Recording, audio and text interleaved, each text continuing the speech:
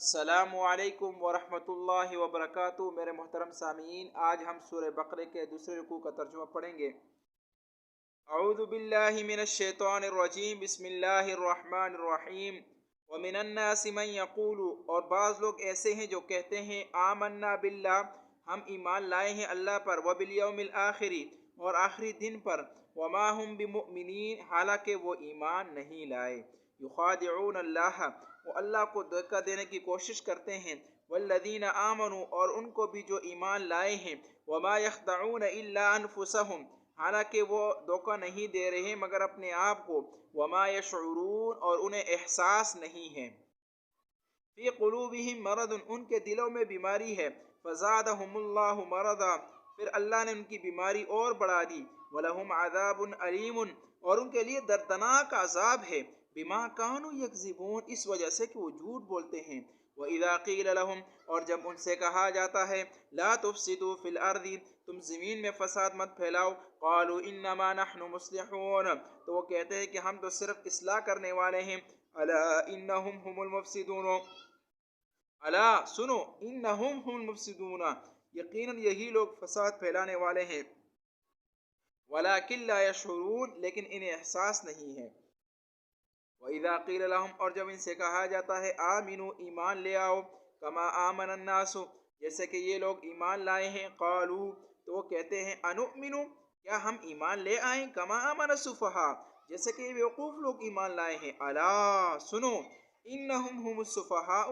یقیناً یہی لوگ بیوقوف ہیں، ولکن لا يعلمون، لیکن وہ جانتے نہیں۔ وَإِذَا لَقُوا الَّذِينَ آمَنُوا، اور جب وہ ایمان والوں سے ملتے ہیں، قالوا، تو کہتے ہیں آمنا، ہم مومن ہیں۔ وَإِذَا خَلَوْا إِلَىٰ شَيَاطِينِهِمْ، اور جب وہ تنہائی میں ہوتے ہیں اپنے شیطانوں کے پاس، قالوا إِنَّا مَعَكُمْ، تو وہ کہتے ہیں ہم تمہارے ساتھ ہیں، إِنَّمَا نَحْنُ مُسْتَهْزِئُونَ، ہم تو صرف مذاق کر رہے تھے، اللہ يَسْتَهْزِئُ بِهِمْ، اللہ ان کے ساتھ مذاق کرتا ہے، وَيَمُدُّهُمْ فِي طُغْيَانِهِمْ، اور انہیں ڈیل دیتا ہے کہ وہ اپنی سرکشی میں یعمہون، حیران پھرے۔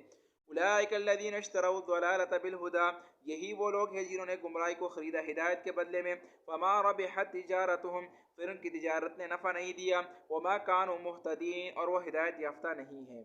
مثلہم، ان کا حال ایسا ہے، کمثل الذی استوقد نارا، جیسے کہ اس شخص کا حال جس نے آگ جلائی، فلما اضاءت ما حولہ، پھر جب آگ نے روشن کر دیا اس کے ارد گرد کو، ذہب اللہ بنورہم، تو اللہ نے ان کی روشنی کو سلب کر دیا، وَتَرَكَهُمْ فِي ظُلُمَاتٍ، اور ان کو تاریکیوں میں چھوڑ دیا، لا يبصرون، کہ وہ دیکھ نہیں پاتے، صم، وہ بہرے ہیں، بکم، وہ گونگے ہیں، عمی، اندھے ہیں، فہم لا یرجعون، وہ کفر سے واپس نہیں لوٹیں گے، او کصیب من السماء، یا ان کا حال آسمان سے برسنے والے بارش کی طرح ہے، فیہ ظلمات، جس میں تاریکیاں ہوں، ورعد، اور گرج ہو،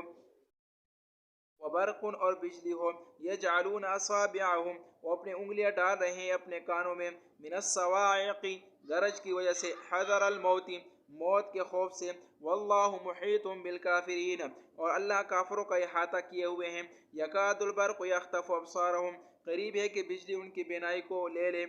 کلما اضاء لہم، جب کبھی بجلی ان کے لیے روشنی کر دیتی ہے، مشوا فیہ، تو وہ اس میں چلنے لگتے ہیں، وَإِذَا أَظْلَمَ عَلَيْهِمْ، اور جب ان پر تاریکی چھا جاتی ہے، قاموا، تو وہ کھڑے رہ جاتے ہیں، وَلَوْ شَاءَ اللَّهُ، اور اگر اللہ چاہتا لَذَهَبَ بِسَمْعِهِمْ وَأَبْصَارِهِمْ، تو ان کے کانوں کو اور ان کی آنکھوں کو سلب کر لیتا، ان اللہ علی کل شیء قدیر، یقیناً اللہ ہر چیز پر قادر ہے۔